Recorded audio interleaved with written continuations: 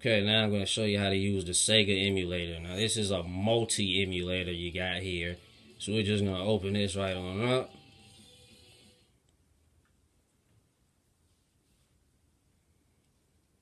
Okay, and then you just hit the A button. You press A to load, and then you just go over and you pick a console. Let's start with Mega Drive. And then we're just gonna scroll down and pick a game.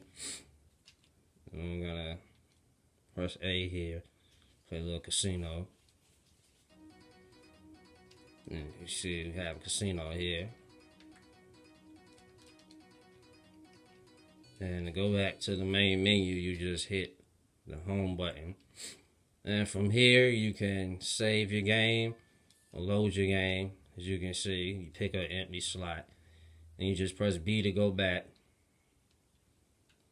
And then if you want to load a new game, you go to load game. And it brings you back to this menu.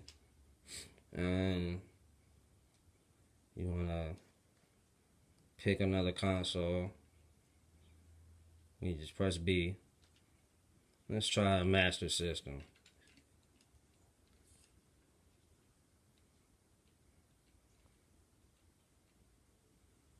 Once again, you just press A.